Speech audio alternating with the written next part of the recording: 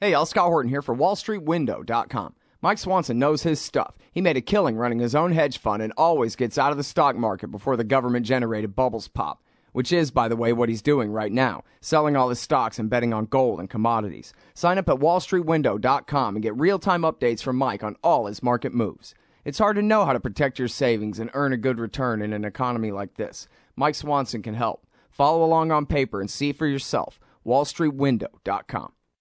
All right, our next guest on the show today is our friend Christian Stork from WhoWhatWhy.com. Welcome back to the show, Christian. How are you doing? Good, thanks. Thanks for having me. Well, good. I really appreciate you joining us on the show today. Hey, listen, so there's a really important story that not very many people are covering, but it seems like if everything else could be equal for just a minute, this would be the top of the news cycle. A giant scandal, a huge deal. There's an American reporter in jail now. I'm not sure why he's not out on bail. And he's facing decades, if not still 100 years in prison for doing journalism in the United States of America. Could that possibly be right, my twisted oversimplification of this issue? What is Barrett Brown doing in jail? Well, it wasn't a twisted oversimplification because that was the case. That's what that's the amount of years he was facing, and it was a really egregious case, and it did all sorts of coverage, even from the New York Times to the Guardian, Glenn Greenwald. But now, currently, he has actually accepted a plea deal, and the maximum total sentence he faces is 8.5 years. And the government has dropped its more egregious charges, the ones that seem to implicate journalism writ large, or potentially implicate journalism writ large. So a lot of the dangerous paths that this case could have taken have luckily been preempted, and he is now instead facing just 8.5 years, which is certainly no small time in a federal correction facility in the United States, as we know, but it's certainly not as bad as it could have been. Oh, that's good. They were threatening him with 100 years, right? Yeah, that's correct. So he was originally charged with 3 different counts. The most important one for your listeners to know, and all of this can be recapped if you go to read my articles at whowhatwhy.com. We've done a whole series of investigations on Brown. But the most egregious charge against him was they were claiming that he was trafficking in credit card data by sharing a link to a stolen cache of emails, emails that had been hacked by the group Anonymous. And he, as a journalist, was investigating those emails. They were emails belonging to a private security company known as H.B. Gary Federal. His research effort was investigating a whole number of private security companies, but the one that they charged him with was the company Stratfor. If your listeners are familiar with the whole hacktivist community, that's the private intelligence firm out of Austin, Texas, that Jeremy Hammond is now serving 10 years in prison for hacking.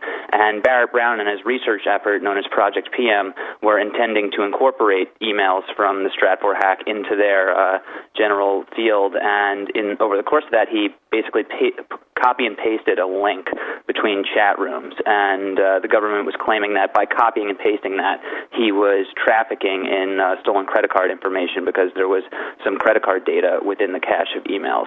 So luckily, the government dropped those charges after a huge media outcry. Also, they did it a couple of days before the Electronic Frontier Foundation was about to file an amicus brief in his case. So they were really trying to, get away from all this bad press, and luckily it's worked out in Barrett's favor since he's now accepted a plea deal.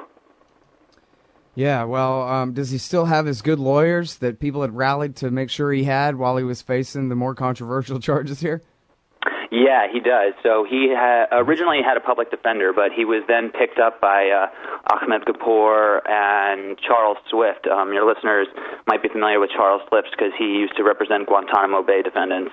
So he's a very competent lawyer, and obviously they gave him the best representation they could, and they thought in light of the charges against him that the plea deal with a maximum sentence of 8.5 years was probably the best he could hope for. And so he's currently awaiting sentencing. It was supposed to take place in August, but now it's been moved to October, and he's just sitting in the Segoville Federal Correctional Institute in Texas currently. All right. And by the way, what's the magazine that he writes for? He sure publishes some hilarious articles from in there. Yeah, so if your listeners are interested, they can go to D Magazine. It's an online Dallas-based news publication, and he writes a column for them regularly called the Barrett Brown Letter of Review and Arts and Jail. And he has, such a great sense of humor, really dry wit, and he's a real pleasure to read. Unfortunately, though, his last dispatch was on July 1st. He has since been moved into, or actually, he wrote that while in solitary, but it's been his last one because they've moved him to the secure housing unit, the SHU, which is basically the solitary confinement.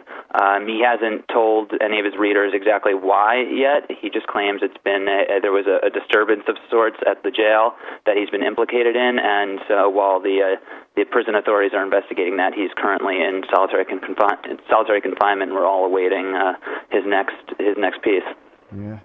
All right, and now I'm sorry. I got so many different things going on here. I may have been distracted. Did I give you a chance to answer of why he's not out on bail right now? Oh, he's already pled. But why wasn't he out on bail the whole time before that? Yeah, it's a really interesting story. So he was originally arrested without charge. He was arrested back in 2012 for making a YouTube video in which he allegedly threatened an FBI agent. If people watch the video, he's very angry, and he's threatening basically to dox the guy, which means Google the hell out of him and post all his private information online where people can look at it, and that's all. That's exactly right, but unfortunately he chose to use language that could sometimes be construed, or may be construed, and certainly was construed by the authorities to have implied physical violence. Although anybody who knows anything about Barrett and knows about what exactly he was threatening knew it was a pretty specious charge. So he was arrested for that, and they were holding him without bail under the assumption that he was a physical threat to this FBI agent. I can't explain exactly why they continued to hold him, except to say that he clearly has been facing all sorts of ridiculous charges and punitive treatment from the federal government, so it seems to just fall in line with that. Yeah. All right, and now on the 8 years, is anybody given odds that he could get less time than that? Anybody important writing an amicus brief or anything trying to get him a better deal than 8 years? I mean, it remains hard to tell. So it really basically is all up to the judges. He's already signed the plea deal with the prosecution, and the three charges that he pled guilty to were transmitting a threat to in interstate commerce, accessory after the fact in the unauthorized access of a protected computer, and interference with the execution of a search warrant and aiding and abetting. So he faces a maximum of 8.5 years, and it's really up to the judge to determine whether or not he'll receive that. And now, is there going to be, or is there already, has there already been a sentencing hearing or something like that where they'll get to make sort of a case, or is that already built into the process? Yeah, so the sentencing hearing, to my knowledge, was scheduled to be in August. It's since been moved to October. I don't have any other further information from that. His lawyers and his support network have been kind of mum since the plea deal was signed. I mean, not entirely. You can follow the Twitter. It's at Free Barrett. It stands for Free Barrett Brown. There's also the website freebarrettbrown.org, where they keep regular updates on his conditions and his work. But he, to my knowledge, hasn't had a chance to argue exactly why he should receive less than 8.5 years. I think in light of the potential sentence he was going to receive, 100 years, as you had mentioned, this is he's been breathing pretty easy since. Yeah. Well, yeah, I mean, the relative terms there are important, I guess, but still 8 years is a hell of a long time, too. And especially when, as I think I understand you're right, the charges now all stem from his reaction to the original bogus charges, which have since been dropped. Right, so the original bogus charge against him was that threatening a federal official. Then that's been bumped down to transmitting a threat in interstate commerce. The interesting charge after that, accessory after the fact to the unauthorized access of a protected computer, that has to deal with the Stratfor hack. Now, he was contacted by Jeremy Hammond about incorporating those emails into his research effort, and he offered to communicate with Stratfor about redacting some of the email names, the names in the emails, prior to releasing them. So, but in the course of that communication, he concealed the identity of the criminal, in this case, Jeremy Hammond. And essentially, he didn't rat out Jeremy Hammond to Stratfor, so they considered him an accessory to the crime after the fact. And the third charge stems from an earlier raid on his apartment and on his mother's place, in which they claimed that he was hiding laptops from the FBI, even though, according to sources I've spoken to who are extremely close to Barrett's mother, she had basically just placed laptops in a kitchen cabinet, and they claimed that that was somehow trying to interfere with the execution of a search warrant, whereas I think anybody else might see that as a pretty understandable, if lamentable, occurrence.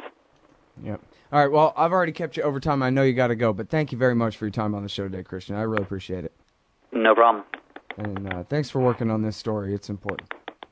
All Definitely. right, Take care. that is Christian Stork, whowhatwhy.com. Whowhatwhy.com, the case of Barrett Brown. And the audio is terrible, but if you want to hear my interviews with Barrett Brown, they're at scotthorton.org. And we'll be right back. Hey, all Scott here. If you're like me, you need coffee. Lots of it. And you probably prefer it taste good, too. Well, let me tell you about Darren's Coffee Company at darrenscoffee.com. Darren Marion is a natural entrepreneur who decided to leave his corporate job and strike out on his own, making great coffee. And Darren's Coffee is now delivering right to your door. Darren gets his beans direct from farmers around the world. All specialty, premium grade with no filler. Hey, the man just wants everyone to have a chance to taste this great coffee. Darren's Coffee. Order now at darrenscoffee.com. Use promo code SCOTT and save $2. darrenscoffee.com.